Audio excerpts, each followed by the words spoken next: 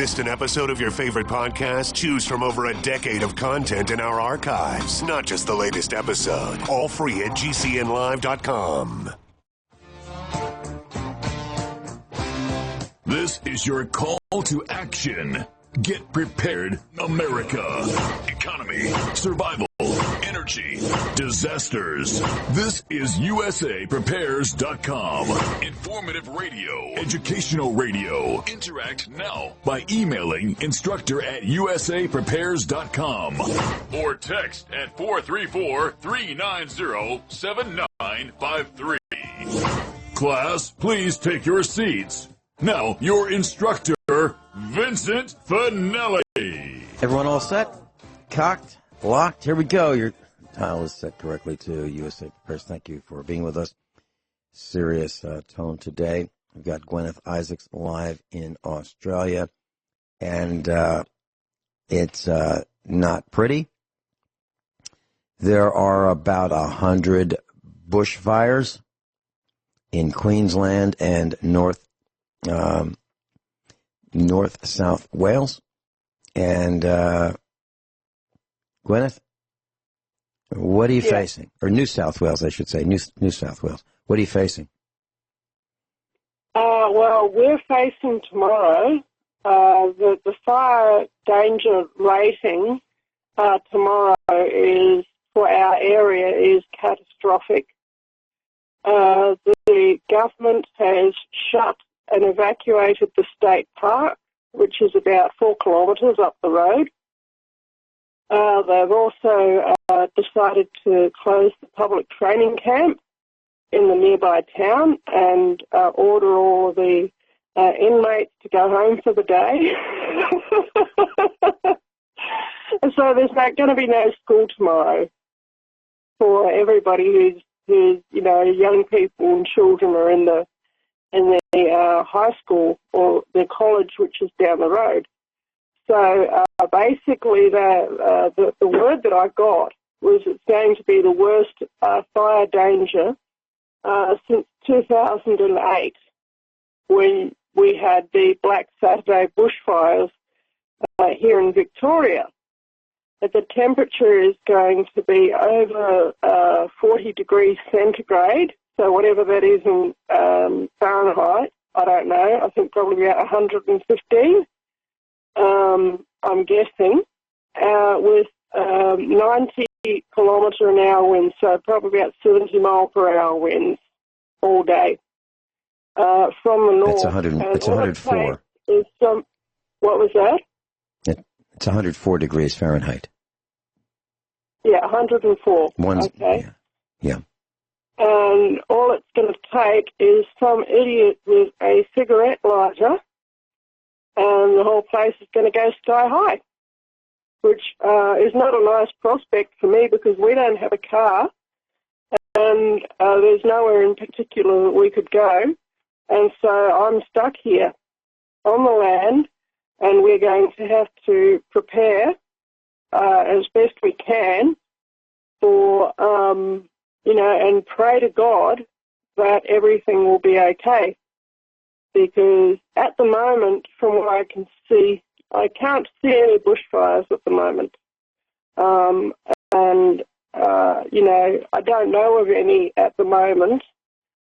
But like I say, it's just that the place is a tinderbox out there, and the wind is already picking up. But that's not unusual. We get a high number of wind days here, but it's that certain combination of just low humidity,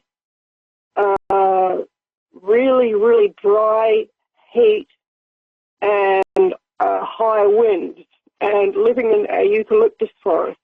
And people say, well, why don't you just move? Because this is our place. This is where we live. And I've been in Australia for so long that, when you're in a place and when you can't just leave. Does that make sense, Vincent? Well, it happens all over the United States as well. If you go to Virginia, you'll see some of the big names in the phone book, like, for example, Jones is a big name, Jones. And, the Jones family lives in Virginia, and little hamlets all over Virginia, and no one will move because they all live there. They're just going to stay because no one's going to be the first to leave, so everybody stays. And people generally like where they live, for the most part. That's why people don't buy farms. That's why we can't get more than one person interested in considering buying a farm for trying for years and years. That's absolutely correct. People don't want to move. So my understanding is right now firefighters in Australia, as of a couple of days ago, are battling more than 100 bushfires in New South Wales and Queensland. Thousands have already been evacuated. Officials have warned that it could be catastrophic, their words, not mine, conditions on, today and I guess, and yesterday in the country's largest city and in Hunter. And according to, they say temperatures can reach 100 degrees, which is what you said, 104. It looks pretty serious. These are, it looks like there's plenty of tinder on the ground. It looks like the tinder is dry, and it looks to me like the flames are 40 feet high. The flames are 40 feet high. Yeah. I've actually been close to a bushfire of that size in my life. By close to, I mean maybe a couple of 100, 200 yards from such a bushfire. And what happened was this was when my older boy was a toddler, and we were living on a place called Russell Island in Queensland, and the bushfire that we were watching, actually, was on North Stradbroke Island, which was about 100 metres across the water, and with a shipping lane basically between us and this absolutely massive bushfire that wiped out half of North Stradbroke Island with, as you say, flames 40 and 50 feet high. And so there was just, the wind was blowing towards us, and there were embers blowing from the fire across the top of the mangroves, over the top of the water, and we had our kids, we had our children at the time. Archie was alive, and so he had his 5 children, and we had Connor was a toddler of about 2, and I think I was heavily pregnant with Theo at that time. So we were all stomping out embers because the embers were blowing across from this massive bushfire across this shipping lane of about 100 metres wide, which is called the Guineith Passage, and landing on the dry grass on our island. And once again, we had nowhere to go. We could not have gone anywhere except into the water, which is, while the children and I were stomping out embers, I said, Archie, you better get the boat, which was a power boat that we had, and put it in on the boat ramp because we might have to get out of here. And he said, Jenny, that's a really good idea. So while we were busy putting the embers out that were blowing across, he was busy getting the boat ready for an evacuation. Before we needed to evacuate, the fire service came and put that bushfire out, which was, I'm really thanking God for that. But what people say about a fire of that magnitude sounding like a freight train, that's exactly what it sounds like. And it was not a pretty sight. It was actually a pretty terrifying sight to see. And if that water hadn't been there, it would have been across to us in a flash. Yeah, but fortunately the water was there. But even so, we had to deal with the ember attack. And that's one of the things that we've got to think about tomorrow. I've got a mental list of things that I will have to do pretty well as soon as the sun comes up and in the early part of the morning, probably heading towards noon. And these things that will help to make our house a little bit more ready. And after that, it's a matter of pray to God, basically, because we haven't got a car. We can't evacuate. And even if we did have a car, that wouldn't necessarily be wise to evacuate because, like I say, there would be nowhere in particular we could go. It's not necessarily going to be safer anywhere else because where we are, it's one vast eucalyptus forest, basically, for, scores of kilometres in every direction. And, I mean, you could say, well, there's farmers' paddocks. That's the other option that we could do, is we could flee to the big grass farmer's paddock over the road, which is several hundred acres. That's the other place that we could flee to. That's fairly open, and there's really nothing to burn there because he grazes his sheep on it all the time.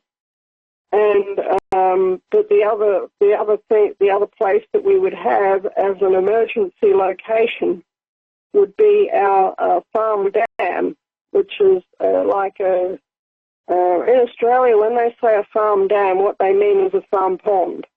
Okay, so it's a reservoir that we have. At the moment, it's holding maybe about 2 million litres of water, and it's maybe about 5 feet, 6 feet deep, with a muddy bottom.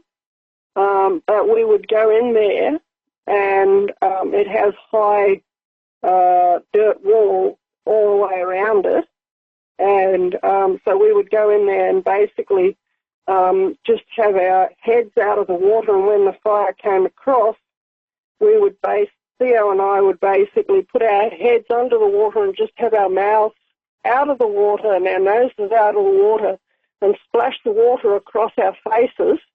And what that will do, it'll create a mist, which for one thing will make the water a bit more breathable. So make the air, it'll cool the air, make it a bit more breathable, and it also actually generates some oxygen. And that was a trick actually that I just learnt today from an old timer who is a retired naval guy. Yeah, he used to be in the Navy, and he said that when he was a young sailor, he had an old salt give him that piece of advice that if he ever found himself on a burning ship, that he should jump in the water and have his face just almost under the water and keep splashing the water into a fine mist above his head. And that apparently works, and that there have been people that have saved their lives that way. But other jobs that I'll have to do is I have to block up the gutters with plastic bags and fill the gutters with water. Okay? That's so that if there are hot coals that land in the gutters... Tell you what, hold that thought. Guineith, hold that thought. We'll be right back. Class, this is the second time we have broadcasted live with wildfires approaching. Several years ago, we broadcasted with Stan Deyo, and wildfires were approaching his home in Colorado. And now they're approaching Guineith Isaacs' home and farm in Australia. And I just wanted to mention something to you. So I went to the internet and during the break, and I typed in Stan Deyo. Stan as in Stanley, Deyo, D-E-Y-O. Search engine comes up with San Diego Zoo, first hit. And I typed in bushfires in Australia before the broadcast started. And I get first search result. You can buy it now, right now on eBay. You can buy bushfires right now on eBay. search engines are manipulated toward commerce more than ever. It's hard to find out what you're looking for. It's harder. And that's just a side comment. Very serious what we're talking about today. And I have a feeling that hardly anyone listening to this broadcast has experienced nor knows someone who has experienced a wildfire as close as 2 miles away. That's how close it is to Guineith right now. It's 2.5 miles away. That's 4 kilometers. Wow. Is there a wildfire 2.5 miles away? Well, if you said 4 kilometers, then it's 2.5 miles. Is that at the Kiura State? No, they've said they've shut the state park as a precaution. Okay. And that's 2.5 miles? So they haven't said that there's a wildfire there. But they've said that they've shut it as a precaution. In other words, they don't want a lot of city people in there who haven't got a clue. Mm-hmm. So well, the reality is, yeah. Okay. 4 kilometers. That's who comes to visit. 4 kilometers is 2.5 miles. Yeah. So, class, here's what we've done, and I don't mean to minimize what Guineith is saying. I just want to put an exclamation point on it. So we live on a dirt road, and during the drought season, it can be a lot of fires. And our fire department, they're known as the foundation savers. What a foundation saver is the foundation is probably the only thing that doesn't burn other than a chimney. And by the time they're done, that's all that you have left around here is the foundation. And we had a wildfire a couple of years ago, and we could see the plumes of smoke. We could see that it was pretty substantial. And we prepared, and we have garden hoses attached to a well pump, attached to a solar panel and battery backup. So even if the grid is down, like in California where you try to put out your own fire and they shut off the electricity and you can't do much, well, we have a generator. We have a way of, powering our well. And we keep fire hoses at the ready all the time. And we prevent them from freezing. And I suggest that you do the same thing if you think that you might be in a situation where you have a fire coming toward you. So we have brass nozzles detached from the fire hoses, opened up in little holders that I've made, fabricated little holders, right next to the fire hoses so they will not freeze if it rains and then it gets cold or it snows.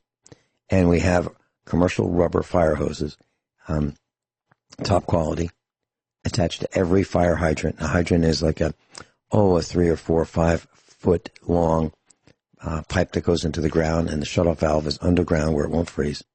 And we have disconnected hoses at the ready, positioned so that water will not enter them. They have been drained so that there's no water to freeze in the bottom of the lowest point of the hose and plug up the hose, because that will shut the flow of water. So we have them all over the farm at the ready, 24 hours a day.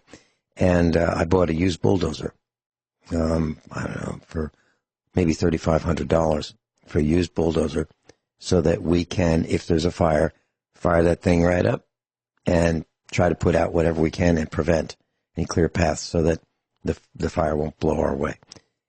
Because when we did have a wildfire, I called the fire department, and frankly, they can't help. They cannot help. So right now, about 100 bushfires in Australia, as Guineith's been talking about. And when we come back, I'd love to hear more about what do you do to breathe, not get burned in a situation. What do you need to do? Because it's happening in the United States and Australia. We'll be right back. Live in Australia, Guineith Isaacs. Guineith, I think jumping in the pond is a brilliant idea. Splashing your face is a brilliant idea. And of course, you want to make sure there's not a lot of bacteria in that pond. And then you'd want to cover your face with maybe a T-shirt or, a cotton shirt, so you can have a wet shirt filter the air as you breathe it. That might be important as well. And of course, cover your body as much as possible to protect you from the flames and the heat and the burning embers and flying embers. All of that is critical. Yep. When I was a little girl, what I used to do, I used to play this game when I was having my bath called Jellyfish. That's what I called it as a little girl, where you get a wet flannel, a wet washcloth, and you would fill it with water and you would make a bubble, and then you would gather it up underneath, and it would be like a bubble in the water, and you could pull it down and you could see all the bubbles come up off of it as the air escaped. Now I'm thinking that that might be a good idea to wet a piece of cloth, like a sheet or something, and make it into a bubble in the water, so that you're underneath it. That's just something that just occurred to me just now. So just remembering that childhood game that I used to play, that might be a good way of doing that, Vincent, because that would be the wet cloth, and it would be the filter, and it would also give you a bit of an air cavity. Does that make sense? Yes, and something else, as you were saying that, I was thinking about back in the 1950s in the United States, we had automobile air cleaners that were different from the current type. Let me just describe the theory, because you can implement this on the fly. I have to think about exactly what common items you would use to make this happen. But before we had paper air filters, we had an air filter that was called an oil bath air filter. And the way this worked is there was the air running into a chamber would run straight down. It would be forced to go vertically down into an oil bath. And what would happen is then the air going into the carburetor would have to do a U-turn, go straight down, and then do a 180-degree turn and go straight up. And the particulates could not make the U-turn, and they would get trapped in the bath of oil. So I'm thinking that if you could fabricate something like that using water, so as you breathe, the air that would, and I'm thinking maybe a soda bottle kind of a thing, the air would go straight down to the bottom of the water bottle, and then it would have to do a U-turn, and maybe in 1 inch, the air would have to do a U-turn and go straight up, and then you could breathe that, and the particulates would not be able to make that U-turn. That might work for you. That's very hard to describe this on the air. Yeah, have you ever seen? Might be a possibility, but you would have to have something like that made up ahead of time. Yeah, and I'm like not sure now. how much time we would have. Maybe that's something that we could do if we had like half an hour to spare or something. That's right. Around waiting. That's exactly right. That's exactly right. But and in the meantime, there's a lot of other practical things we can do. Mm-hmm.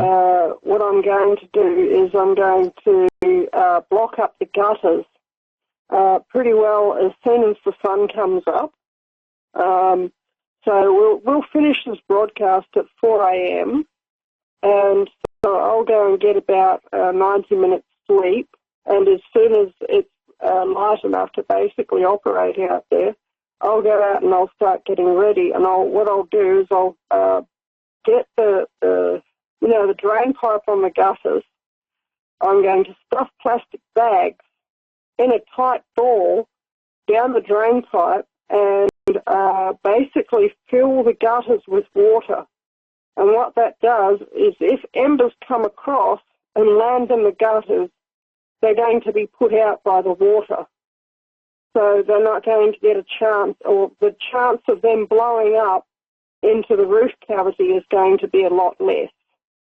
And likewise, there's a number of places where sparrows and that have nested in the roof cavities. There's not a lot I can do about that, but what I can do is I can splash water up underneath the eaves so that all underneath the eaves is damp. And once again, that helps to reduce the chance of ember attack and basically wetting the ground all around the outside of the house. If I get time to, clear clear the space around the outside of the house. But even just if you wet the ground around the outside of the house, the chances are that if an ember lands there, you're going to have a little bit more time to run across and put it out. Does that make sense? It does. And I was buying lumber one day at a local lumber mill, and I just happened to be talking to this guy, and he, I guess he figured out that I had a non-Missouri accent. He said, "So where are you from?" And I said, "Virginia." He said, "Where do you live now?" And I told him where the farm was. He goes, "Oh, yeah, I know that farm. I know the guy that owned that. Yeah, I've been all over that farm. I had a bulldozer, and he hired me because we had some wildfires in the area, and he hired me to bulldoze a fire break." He said, "So I know exactly where your farm is," and he's never paid me, but yeah, I built your fire break. And literally what he did was try to prevent fuel from being between where the fire was coming from and our farm before we brought it. And that fire break is still there. And it's important to prepare, and it's important to think of the unthinkable, things that you don't expect to happen. Because 2 weeks ago, this was probably not high on anyone's radar. Maybe 3 or 4 weeks ago, it probably wasn't high on. There's always a possibility. But there are a lot of things that can go wrong. And Guineith, here's what I'm hearing from you right here, right now, live, that there's nobody to call, and there's nobody coming. Is that right? Yeah, basically. So we've got to figure it out for ourselves. The thing is, there's a lot of long-term planning things that have already been done. The people who built this house actually knew what they were doing a long time ago when they built this place. They were clever enough to figure out what direction that fires were probably going to come from.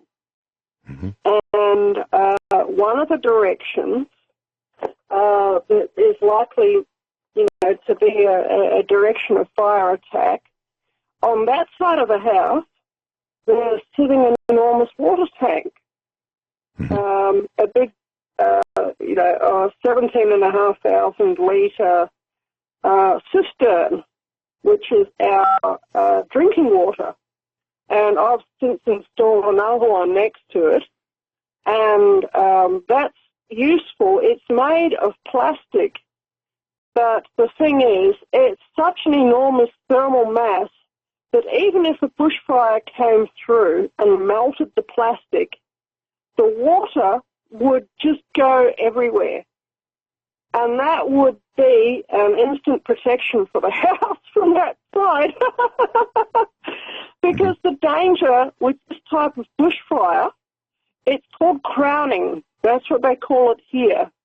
We live in a eucalyptus forest, and there's a number of different kinds of bushfire that we can get. One of them is a grass fire type fire. The other one is a fire, which is a firestorm that's crowning. That's what the local terminology is there. It means that the fire has gotten into the crowns of the gum trees, the eucalyptus trees, and is jumping from tree to tree. Okay? In such a situation, fire breaks don't actually do a lot of good because nothing actually does a lot of good. So maybe having your gutters full of water and having all around the outside of your house damp, moistened, buckets of water just splashed everywhere. Maybe that's going to do some good. But in such a situation where you've got a crowning forest fire, bushfire coming through, it creates its own weather. It creates its own wind systems, and it creates fire tornadoes, and there's really nothing that can protect you against one of these things. And that's one of the directions that the fire is going to come from. They put the water tank, and they use the water tank to shield the house from that direction from fire, which I think is very clever. you know, just sitting here looking at it and thinking, I'm actually looking out my window at the direction that the fire would come from, one of the directions. The other direction that it would likely come from, they've put a big trucking turnaround of bare ground for about 100 feet across. So we've got about 100 feet of clear space between that, between the forest on the other side of the trucking turnaround and our house. So it is a fire break. And then going down to the road, they've got the driveway going down to the road, which is probably about 10 or 12 feet wide, sometimes quite a bit wider. But the actual track part itself would probably mostly be 8 to 10 feet wide, which is once again going to act as a fire break for any, fires that come from that direction. But the direction that we aren't really that protected from is from the north.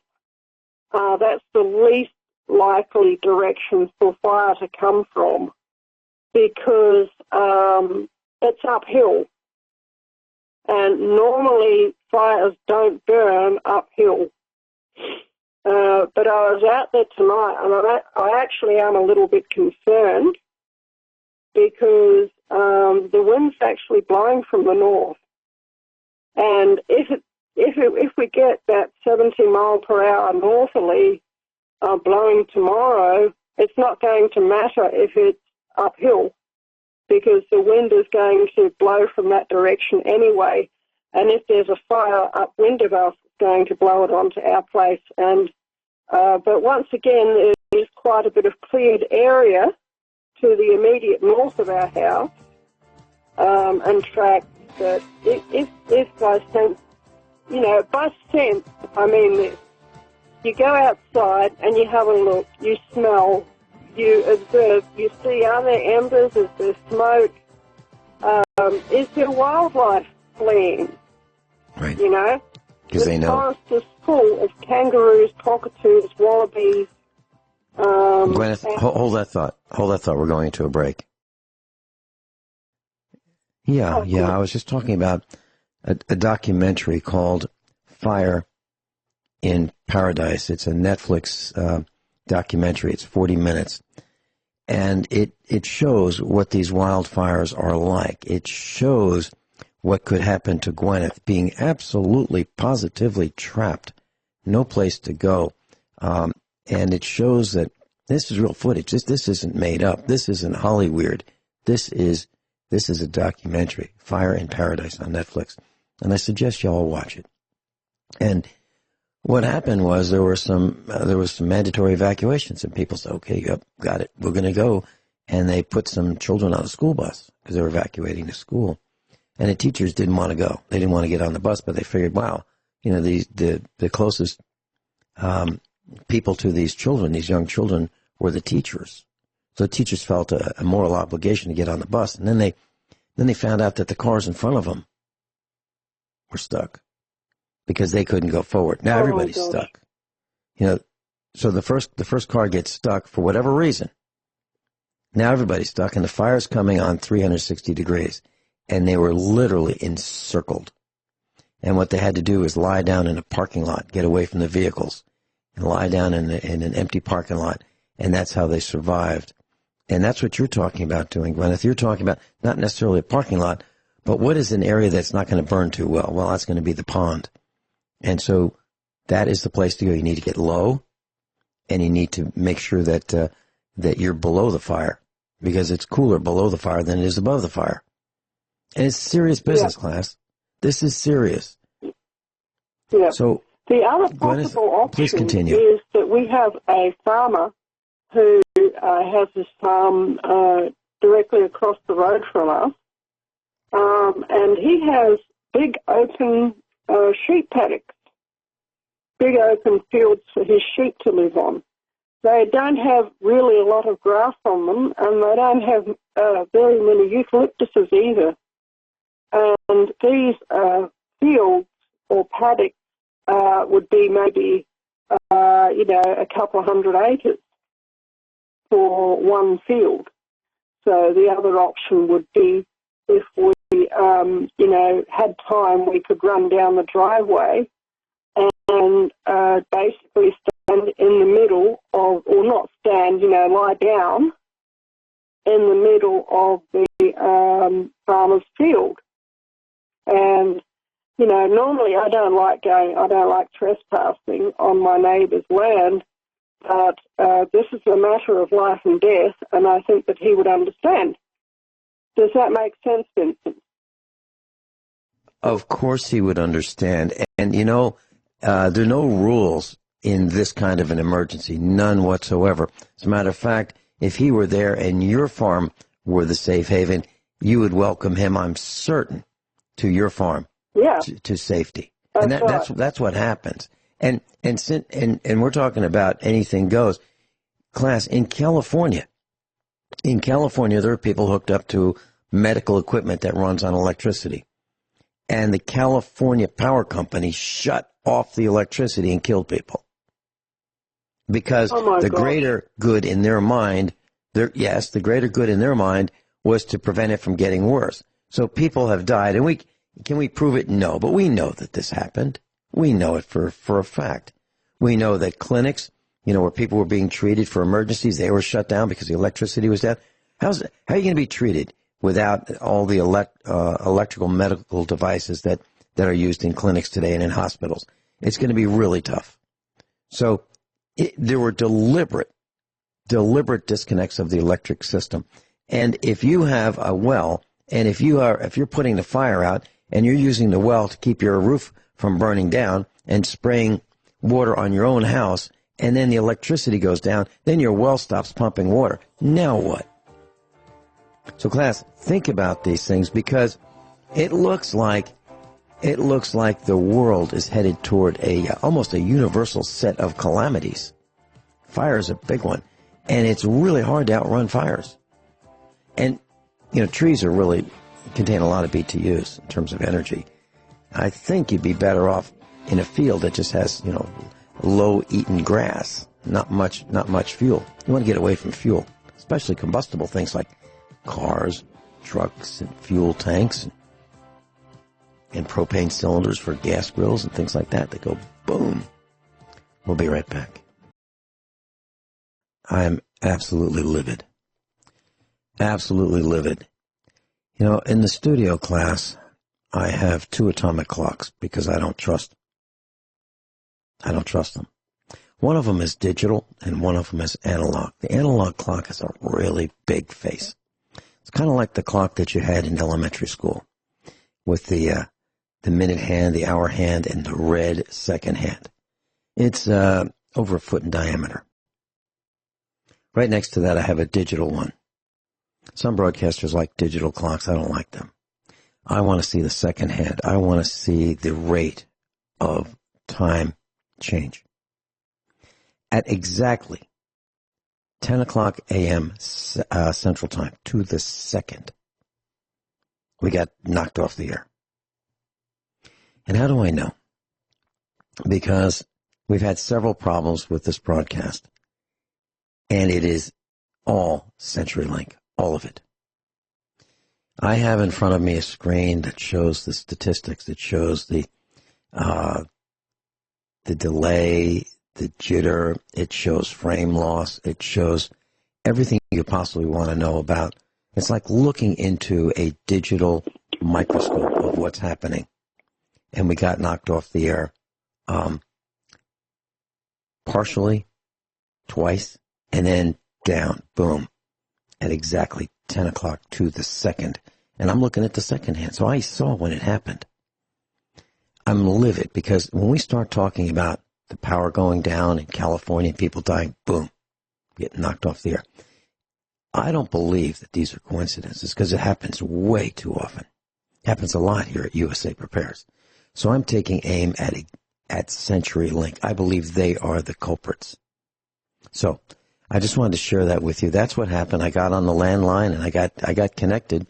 Jason put me right back in. And then when I get connected on the landline, then we get reconnected on the internet. So, I mean, I can see it. I can see the screen go red. And when it goes red, I've lost connection. I see it a lot. And it seems to be, at the same time we start talking about things that people really want to know about, things that other broadcasters are not talking about. So I just wanted to share that with you. And it's happened to Guineith, too.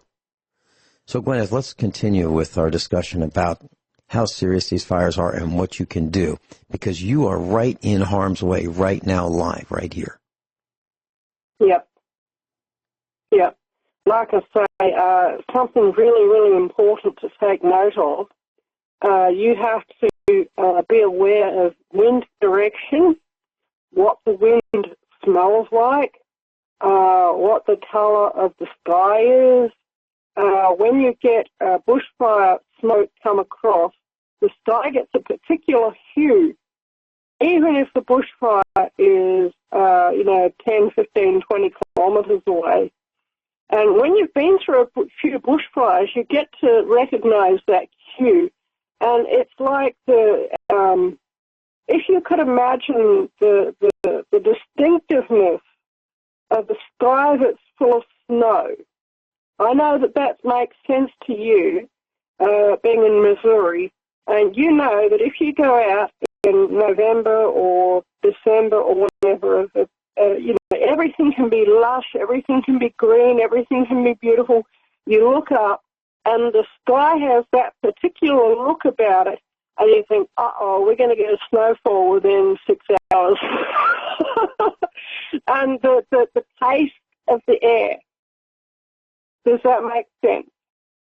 It absolutely does. And what I've seen looking out from the farm at a wildfire, it looks like a snowy white. There's an area that's different from all the other areas. You can see where it is. You can see the plumes of smoke. And at night, when it's dark, it's an orangey red. If you're close enough, you'll see the orangey red fire area. And I wanted to share with the class the colors of the smoke. So, for example, if you see I've got one of my dogs barking outside. Just you keep talking for a moment. I've got to go and see what it's barking at. Sure. Just hang on a moment. Sure.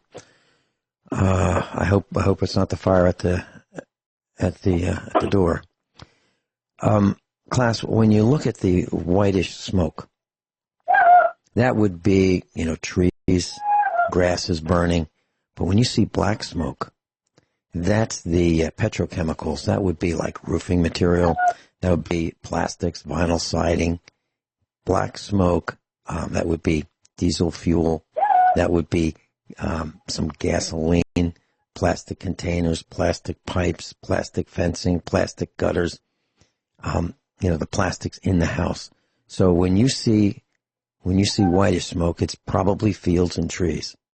And when you see black, it's houses, and it's vehicles, and it's fuel, meaning petroleum-based fuel, and petrochemicals. So that kind of gives you an indication as to what is on fire by the color of that smoke. And I have to tell you that when people burn trash around here, and then the fire kind of gets a little bit out of control, it's a bad thing. And it'll make you hate your neighbors.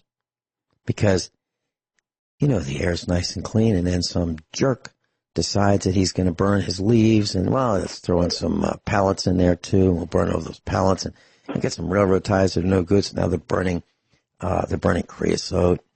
And, we got some plastic bottles, and, let's throw them in there, too. And we got a few tires that we just can't get rid of, and we'll throw them in. They burn black, too. And so people do really stupid things. And what do you do about it? I mean, other than hate your neighbor forever for the stupid things that your neighbor does. But that's the kind of stuff that happens. And you can't train everybody. And the public schools have given up on education. They don't want to say to the young children, just want to tell you that if your family burns tires, it pollutes the air, it's toxic, it's a bad thing. They don't teach you that. They don't teach you not to burn plastic bottles. Some people right around here will burn their trash because the $7 a week is too much. Too much to have your trash hauled to the landfill. So instead, they'll take those plastic bottles. They'll take those Walmart bags that they bring their groceries home in. They'll burn the cat food plastic bags. They'll burn the water softener 40-pound sacks. They'll put it all in that burn barrel. The burn barrel is nothing more than a 50-gallon barrel with a couple of holes punched in the side to let air in, and then black smoke comes out of it. And it gets so hot, if you looked at one at night, you'd see that the outside of the barrel is red, glowing red. All the paint burns off the outside of the barrel very, very quickly. And that's probably an okay way of burning some things, but heck, plastic and rubber and hoses, and that's what they do. That's what they do. And of course, it's no fun to be near it, so they walk away. And then you have these fires. Now, you think any of that happens in California? I'm sure it does. Is that the reason for all the fires? No. We're going to be doing some broadcasts about some of these things that are in the sky in the next couple of weeks. Just stay tuned. I will not tell you what day, because I know we'll be knocked off the air when we start talking about this.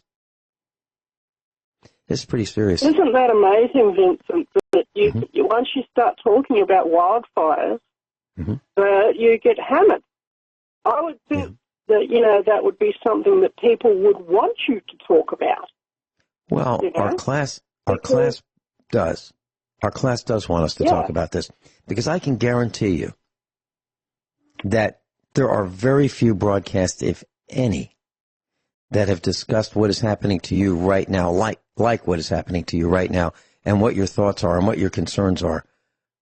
I don't think there are any broadcasts that have covered this with a real live person in the way, in the path of destruction, in the path of death for animals and humans, and the destruction of property, buildings, farms, trees, fields, infrastructure, power lines, power poles, the whole thing. But let me ask you this. If this farm runs over, if this fire runs over your farm,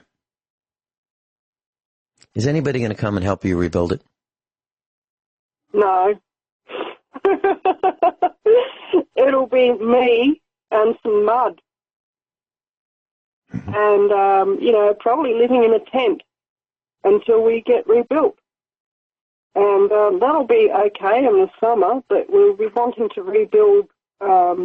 If the fire came through, we would be wanting to have a house rebuilt by the winter, which means we would be making a lot of mud bricks.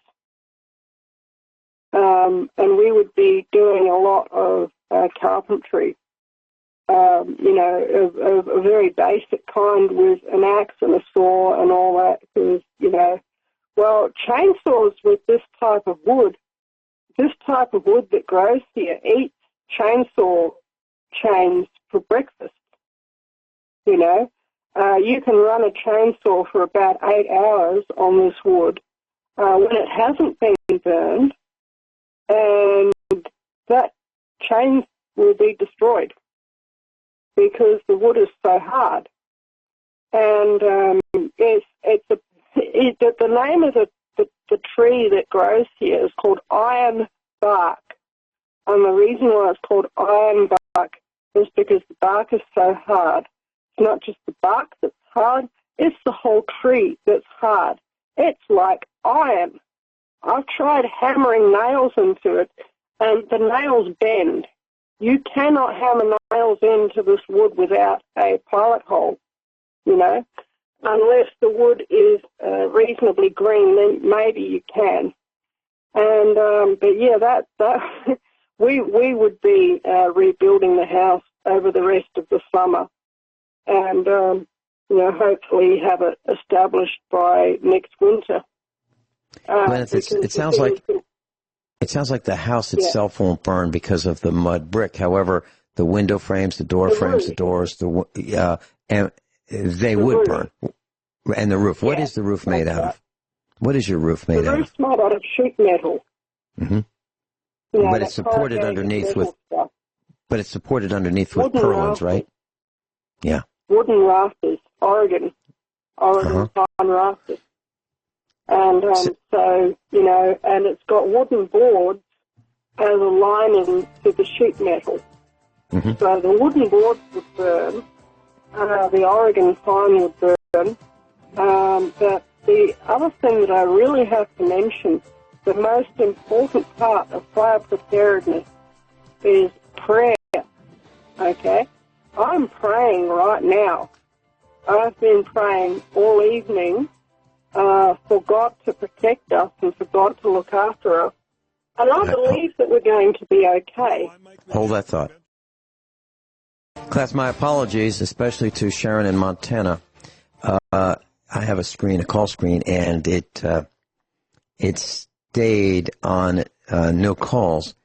And Sharon's been holding, and it's because the internet went down, and my call screen was not refreshed. And because of that, it looked like there were no calls. And so, Sharon, I apologize. I didn't see you. Jason had advised me to refresh, and there you are. So you're on the air. Welcome. Well, that's perfectly fine. I had a few comments. First, we live up here in northwest Montana. We live in the mountains among the trees. So I'm actually part of what's called the Fire Hall Auxiliary Club. It's to help our volunteer firefighters make money, but for supporting them, But they have suggestions if you're in woods, and that is to have a defensible space. So ideally, you do not have bushes right next to your house, and if you have trees around, it's better to back them away from your property, not right next to your main dwelling, but to limb them up above your head and then try to keep the ground more clear so that if they have a ground fire, they have a way of stopping it instead of tons of debris and brush underneath, which is something I'm working on. We have 8 acres, and I haven't gotten through all 8 acres, but I am working towards that. The other thing is we did go through a house fire about 26 and a half years ago, which sounds like a long time ago, but it's a very memorable event, and we were not home at the time. But one thing we had done at that time, not really thinking about, is we had put our propane tanks right next to the house, basically, and that did limit the first responders from doing anything because they were afraid they might blow. So that's something to seriously consider. And then just digressing. That's the things to do. Yeah. We have a propane tank, but we've got to move it out into the middle of the paddock somewhere tomorrow. That's one of the first things we're going to do. And like I say, just a simple thing, block up your gutters and fill the gutters with water. It's such a simple thing to do. And that can literally save a house. And, I have other roofs on the place that will have to be cleared of brush. So that's going to be reasonably simple to do. But like I say, it's you just have a list of jobs, and it mostly consists of, wetting down the area around your house, getting rid of the brush as much as you can from away from the house, and, and just making sure that, that's the other thing. We have, instead of pumps to supply water pressure, we have pressure towers, to supply water pressure for the house. That's actually a really, really good idea because it means that even if for whatever reason the electricity gives out, even though we live off-grid, that means that we are still going to have a few, maybe 2,000 litres of water in the we call them header towers, but it's gravity-fed pressure towers to help with the firefighting as well. And that is, as soon as the sun comes up high enough, those are going to be filled tomorrow. And I would have filled them tonight, but I was actually out doing my grocery shopping, and I didn't get home until 6:30. so it was too late then to pump water. You've got to do it in the middle of the day. So, but like I say, that's the thing. If anyone is wanting to make their house fire ready, and they have the opportunity, it's very easy. You can buy these, water towers. Often you can buy them when farmers have clearance sale. Sometimes you can actually buy the, towers. I don't know if you know what I mean. It's usually a metal tower of about 3 or 4 meters high. You sit an IBC cube on the top of it, and then you fill the IBC cube or another variety of tank. But IBCs are great because they're freely available, and they hold 1,000 litres, and they're designed to, hold liquids for a long time. And so you sit the IBC cube on the top of the water tower, and then you pump the water up and you fill the IBC cube up, and then you pipe it into the rest of your house. Hold that thought. Hold that thought. We're going into a break. Hold that thought. 3 instructors here today. We've got Guineith Isaacs in Australia, Sharon in Montana, and me. And we're talking about fires and fire prevention. And Sharon, you made a really, really good point when you talked about no shrubs against the house. Class, in the East Coast, you'll find shrubs against almost every house. I'm not sure why. Most people think it looks good. But if you don't have them, well, you can prevent fires. You can prevent snakes. You can prevent perverts. You can prevent termites, and you can prevent peeping toms, all by having no shrubs against your house. And so we don't have any. None. And every once in a while, Mrs. Finelli reminds me that on the East Coast in Virginia, that's what people do. And I remind her that, well, you want to go digging around the house, and you can engage snakes. And it's absolutely true. They like it nice and cool. And termites don't like the sun. So if you want to encourage termites, by all means, put shrubs around your house. If you want to have a good place for people to hide while they burglarize your house, by all means, put shrubs around your house. And the discussion about the trees, keeping them away from the house, great. And I'm allergic to work. I really am. So in our house, we don't have any trees against the house. And the reason for that is I don't want to climb on a ladder and clean out the gutters. I don't want to do it. I'm allergic to work. So, and then back to the IBC cube, the water totes. In the United States, they're available in a couple different sizes, 275-gallon size and 330-gallon size, typically $50 to $75. I bought some years ago, and the plan is, it's really simple. All you have to do is fill them with water. That's it. Put a couple drops of chlorine in there to keep the water from breeding biologicals. Seal them up, and you're good to go. Leave about 10% airspace for expansion. As water freezes or gets really cold, it expands, and when water gets heated, it expands. It's the only substance on the planet that expands when heated and cooled. So consider that. Keep it out of the sun, and it'll probably last a long time. You'll have some water. Sharon, your comments. Yeah, I agree. I have to confess I have some bushes near my house, but not next to it. I made a buffer because I like flowers. But if there were a fire, my husband would take a chainsaw and they would not be there. Okay? boom. But the other thing, and Gwyneth mentioned this, you need to, if you can, especially when you're developing your property, make enough room for a fire truck. We live out here in the woods, and the fire chief was sharing how that it's really hard to get to some of the houses, and then they can't turn around, and they might have to back down a mile's driveway. So it's a good thing. But I was going to make a couple more comments, and actually I have to head out because I have to go to town. But if you're thinking of a fire coming, I would highly suggest you have a grab-and-go list, and that you would put things together so you could grab them and take off. And some things you might consider are beyond your photos would be maybe recipes, spices, special books, anything that has, like, sentimental value. But your house is not worth your life, is all I can say. Okay? That's There are people who die true. for their house. We were not home. It totally gutted. And we have started over, and you'd never know we went through a fire. We have everything above that we need, and it's just not worth your life. It really isn't. So, I would say go. If it's too close, it's just not worth it. But I do myself have to go because we have to go to town, have an appointment in town. So you guys have a good day. And this is a really great topic to cover, even on just generally fires. Everybody should have fire extinguishers. They're like $15 at Walmart. Anybody can afford them. And, you could prevent this whole thing, not forest fires, but you can prevent really massive fires in your own home if you just could put them out right away. And I guess I'm not really surprised because before we had a fire, I wasn't all that aware of it. But most people don't have them. And so I would just suggest everybody go out and get one today because you just never know.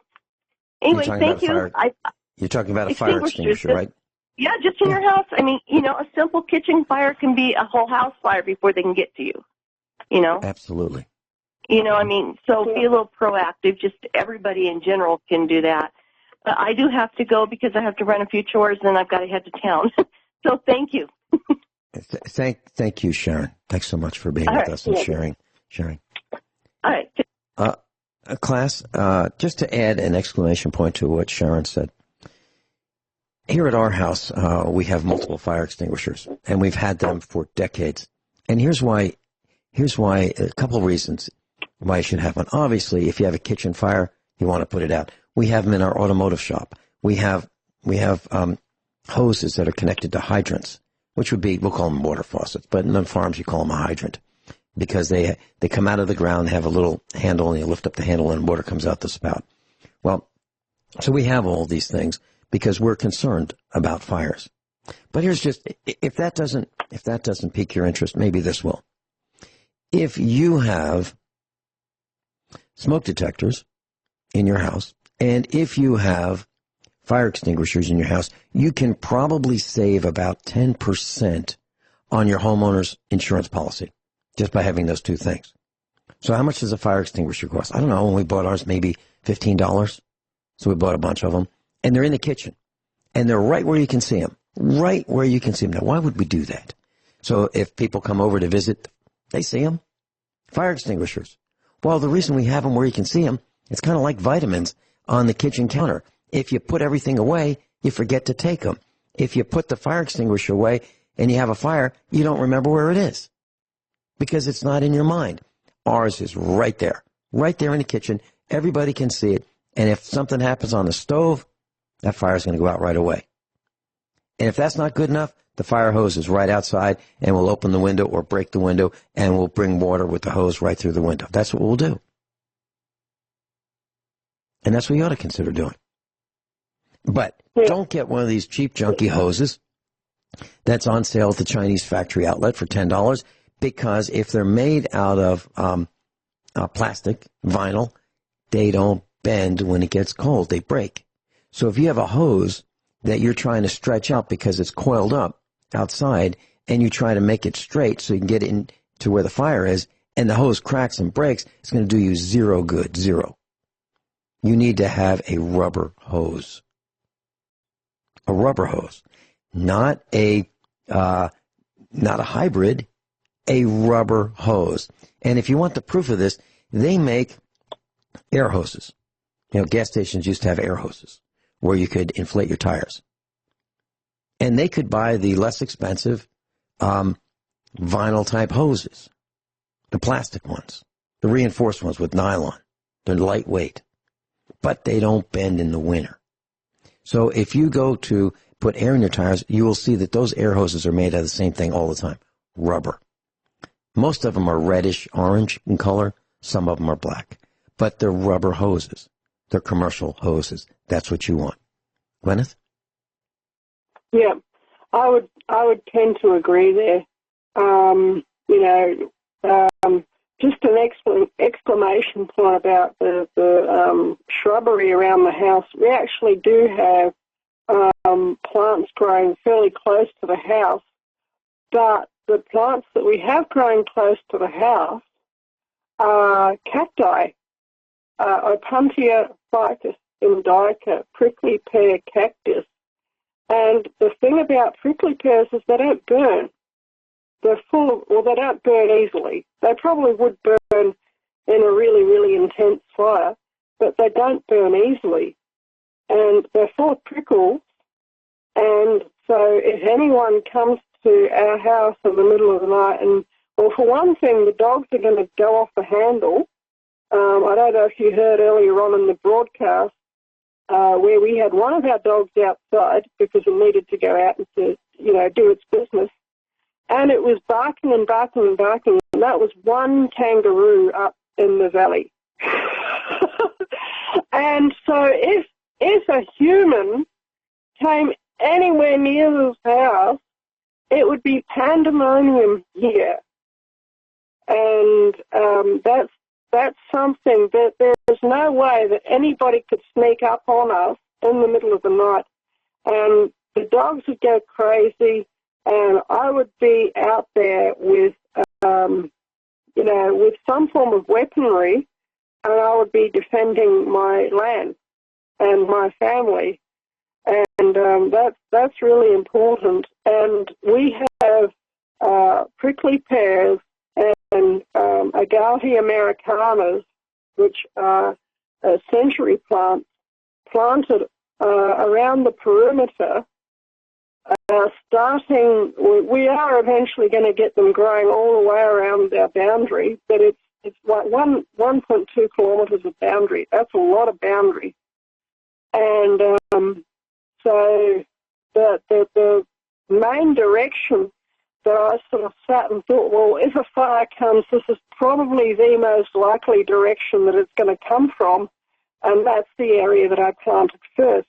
Agave americanas just about don't ever burn, and prickly pears just about don't ever burn.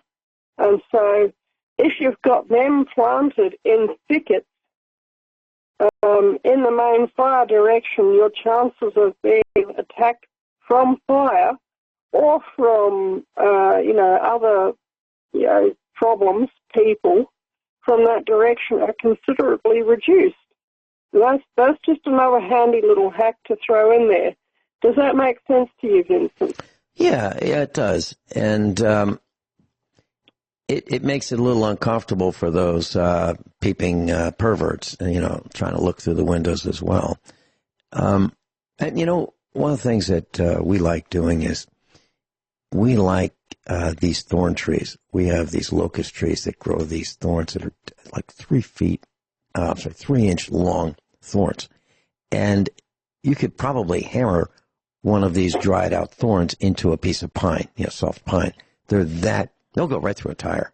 I mean, we have to pull them out of the tires. And so we try to keep them out of the fields, and we'll cut them down and we'll mulch them to break up these thorns, because they're just terrible on these tires. They'll go right through a tractor tire like it's nothing. And but we like them to grow along the fence line, along the road. It makes it impossible to go through. I mean, literally, these trees are tough. So you might want to think about the addition of some of those around property that you want to protect. And those are thorn locusts. People hate them around here. So we think that they're useful in some applications. Class, tomorrow I'm going to try to tell you exactly where you can get the kind of hose that I'm talking about. This, the type of hoses that we use at the farm here. I'll try to tell you, do some little research, and share with you exactly where you can get these hoses, and the proper length and the diameter and the end fittings. And I'll even try to give you the part number of where you can get them on sale. Okay. And that'll be tomorrow, hopefully. And Guineith and I have been talking about fires and how deadly they are and how dangerous they are, and I hope you're taking note. And I hope you share around the kitchen table. We're not done yet, but we've got another segment. But I hope you share around the dinner table tonight how serious this is, because you can say that you know of a person who's been in the path. Actually, you know a couple now. Actually, maybe 3 of us. Wouldn't you know it, I'm trying to find this hose, and the internet says, have it, pick it up at the store. Nope, can't pick it up at the store. Order it online. Nope, Can't buy it online. So I've got to do some more research. It doesn't look like we're going to be able to get you the information so you can buy these hoses, but I'll get more information to you tomorrow. I want to share something with you, Guineith, and it's really kind of frosted me. So we had a caller. I saw it on the call screen. It was ringing and ringing and ringing and ringing, and Jason didn't answer it immediately. He got to it within a couple minutes. And so a guy called in from California. And you did not hear him on the air because Jason threw him overboard. Thank you, Jason, for doing that. And I want to tell you what happened. So we're talking about a serious topic. I talked about with Guineith how you can breathe and filter the air.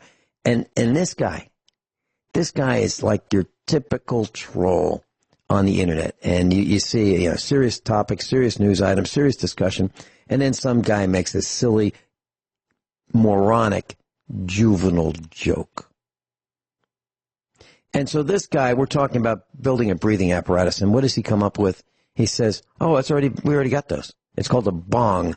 So this moron, and please, Nathan, if you're listening, please go find some other broadcast to listen to, because we're not interested in having you as part of USA Prepares. You're a waste of time. Absolute waste of time.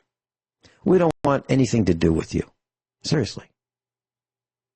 Until you grow up. I can't believe it. I just can't believe how stupid people behave. Why when we're talking about fire coming toward Guineith, somebody that you all know and love, and this guy's got to make an idiotic joke? Really? Grow up, Nathan. Grow up. I just can't believe it. And in that line of thinking, class, we used to get beat up every day on the internet, on the Ron Gibson channel. And so did Mike Rivero. Mike Rivero's having some health challenges, and people are calling him a drunk, and they're just blasting him. They're calling me and my family all kinds of names. Ron Gibson pulled the comments. There's no more comments on the Ron Gibson channel for us at USA Prepares, nor what really happened, Mike Rivero's broadcast on Republic Broadcasting. So just a couple jerks make it miserable for everybody, and now all the comments are stopped. You can't make a comment. And what's happening is the GDP is like everywhere, and they're ruining it for everybody. So it is incumbent upon you, class, to speak up. When you see this, don't get yourself beat up. But when I see stupid behavior, I speak up. And when someone says, can I help you? No, you can't help me because your hair is green. No, you can't help me. You're not capable of helping me. You're not capable of helping yourself. I've had it, class, and it's time to speak up. I got to tell you, you ought to get really worried because Pete, what's his butt? Homo Pete? Mayor Pete? That guy? He's gaining traction. We might have a homo in the White House. And Again. You're absolutely right. Yeah, we had our first black homo. Now we'll have our first white homo. And his husband. Jeez. Are you paying attention, class? You need to speak up and tell people, this is nuts. These guys are perverts. They're sick. Don't turn your back on a homo.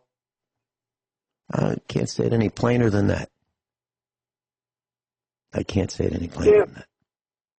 It's in these last few moments, I was going to plug my book, but I've got to say something more serious, Vincent, and that is this: God has been telling me for over 20 years that the state of Victoria is under a curse. It's doomed because they have they're stuffed up on a couple of key levels.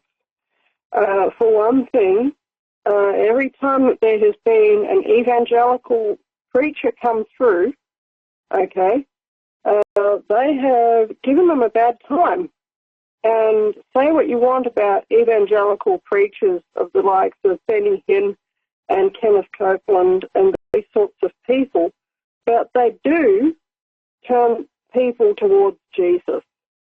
Okay, they actually do. Some people actually do become Christians because of these evangelical type preachers, but every time that they would come through, they would get given a bad time in Victoria. They would get given the Lauren Southern, Milo Yiannopoulos special treatment.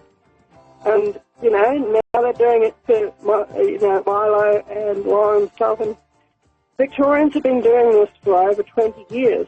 And not only that, they're eviscerating people in the hospital, okay, while they're still alive. And they're 20 doing, seconds. Post-birth abortion. And because of that, Victoria is under the judgment of God. And it's very, very sad to consider that it's actually true. And so I believe that God will protect me. I believe that I'll be fine. But I believe that there is something really catastrophic going to happen tomorrow.